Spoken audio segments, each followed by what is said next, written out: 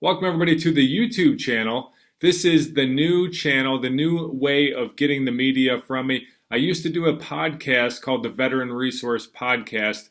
And for anybody who is clicking on this video and watching this video because of the thumbnail, wondering, wait a second, why would this guy kill his podcast on International Podcast Day? What's the deal? What is he trying to prove? Well, I'm going to get to that in a second. But many of you don't know who I am. So I'm going to give you a little bit of background first so that all of this kind of makes sense. So first off, I am Jeremy Paris. I am the host of the Veteran Resource Podcast, which is now dead. And so I started the podcast a couple of years ago. And, well, let's just get into the reason why I started that. Okay. So I started the podcast because I myself am a U.S. military veteran. I was in the Army for 10 years, and then I spent another 15 years or so supporting the Department of Defense at the time that I started the podcast. So that's like 25 years surrounded by military people when I came to finally discover that there are thousands of veteran-focused nonprofits out there. Now, me, being around all of these military members for 25 years and only knowing about 5, maybe 6 organizations that are out there that support veterans, when I discovered that there were literally thousands of them, I decided I had to do something about it. Because if I don't know about it, then the 20,000 military members that are getting out of the military every single month, they definitely don't know about this. So I was trying to figure out what should I do.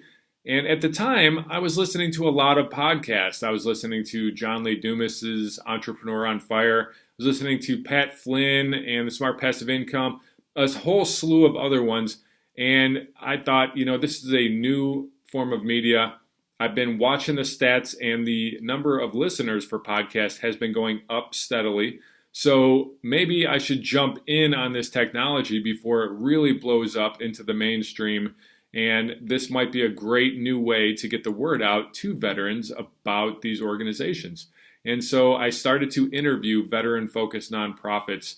And here we are, a couple years later, 112 episodes, and we just hit 70,000 downloads, which, yeah, that's really good. Now, if you look at John Lee Dumas, he's getting, millions of downloads. You look at Pat Flynn, millions of downloads. But if you look at podcasting in general, as a whole, all of the podcasts that are out there, 70,000 downloads is better than most. So I'm pretty proud that we hit those numbers. And we did it because this was something that veterans needed. It was a hole in the marketplace. There's nothing out there. There's no good way to find out about these veteran-focused nonprofits. But the problem was, and I'll get into this now. Sure, why not? Okay, so the problem is that still, to this day, after episode 111, I was traveling with the Veteran Artist Program, doing some filming, went to a couple different states. I was meeting people who were veterans, and since they're veterans, I wanted to inform them about the podcast. So I said, hey, have you heard of the Veteran Resource Podcast? And time and time and time again, I heard, what is a podcast? What is a podcast? Veteran Resource, what? What now? What's a podcast? So I would have to first educate them on what a podcast was, and then I would have to tell them why they should listen to my podcast, the Veteran Resource Podcast, and then I would spend time trying to explain how the technology works and where they can listen to it. And, they were kind of confused, like what days does the show, do I have to tune in at a certain time?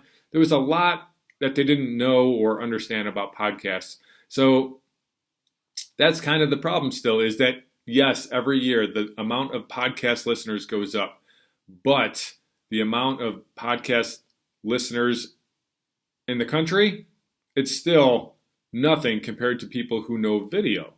And for that reason, I was looking at the numbers, and I was looking at my numbers, my stats, And I noticed that, there, even though, okay, so the number of downloads was maybe the same for a new episode as it was for an episode 6 months ago. So I don't know, because there's nothing out there. iTunes is absolutely horrible at giving you anything.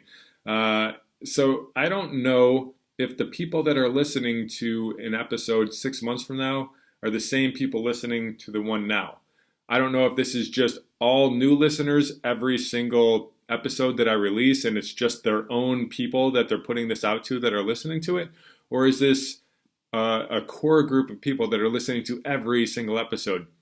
We don't know how many subscribers there are because iTunes doesn't tell us how many subscribers. So there's a lot of problems with podcasting, and also trying to get sponsors for this. I talked to so many different companies about sponsoring the podcast that would have been perfect. They were the perfect people to be sponsoring this podcast because they had great products. They actually cared a lot about veterans, so they would have been a great fit. But they weren't comfortable because there was no good way for them to see exactly what's going on with the numbers. Like, okay, so the people that are listening, what age demographic are they? I have no idea. And how many people actually subscribe to the podcast? Yeah, I have no idea. I can tell you how many downloads are. I can tell you different things like what region they came from, or even what state they're in, or what technology they use, like a phone or a browser or something like that. That's about it. Now you go to YouTube, and they make it so good for the creators. So you can see how many downloads for each video. You can see all of the comments going down for each video, so you can actually interact with the people that are watching it. And then you can see, okay, I know this person. This person I talked to many times before. I can see that it's the audience, the same audience that listened to episodes before. You can see how many subscribers there are. There's so many great things that happen with video. Plus, you get to see my smiley, happy face. And when I'm doing interviews with veteran nonprofits, you're going to see the split screen with me on one side and the guest on the other. So you're going to kind of get to know them a little bit better than just hearing audio. So for those reasons, I was thinking about changing to video, but I wanted to check with my listeners. So I put a poll out there, and 88.6% of all of the listeners out there, all of the people that took this survey, 88.6% said that they wanted to see this going to video. I was thinking it was going to be more 50-50-ish or something. 88.6%, I got to go to video. So when I saw those numbers, I knew right then it's time to switch. It's time to move to this technology that everybody is going to. I mean, not everybody listens to podcasts using iTunes or Stitcher or Google Play or some other Android like Podbean or something. I don't know. Not everybody understands how to do that. But just about everybody sees videos every single day on Facebook and Instagram and Twitter. And it's very easy for them to interact with them. It's very easy for them to share them and to understand what exactly they are. So I put it out there. The fans, the audience said that they wanted to see this in video. So here we are. We got video. Now, to answer the question that is on the thumbnail that you guys clicked on, here is the reason why I did it on International Podcast Day. Because I took this poll weeks ago. In fact, I don't know, a month and a half ago or so, I took this poll and I got the results back. And when I got the results, I immediately knew that I was changing the video. Immediately. And I made the decision right then and there. And I didn't do another audio interview from that point forward. I knew that I had to switch. But there's a lot that I didn't know. Just like when I started podcasting, I took 6 months to learn how to podcast. It took a while for me to figure out the ins and the outs of doing video. And it's still, I mean, I am just beginning here. So I am going to be messing stuff up all the time. The background is going to end up changing. My light kits are going to change. There's going to be a lot that I end up changing about the videos over time, as I get used to this and I understand this more, and I might be adding different playlists. I might add a vlog where it's just me talking on a daily basis or a couple times a week or something like that. I might do some other things where it's just me talking about a specific topic instead of talking, taking you through my day. There's a lot that I might change and add to this as I go on, but I found myself pushing off the starting of this video more and more and more. I just kept pushing it off and procrastinating starting it up, because I kind of wanted to make sure it was going to be good enough. It was going to be, a high enough quality before I started doing video. So, is it going to be high enough quality? Is the audio good? I don't know, because I am just playing around with this.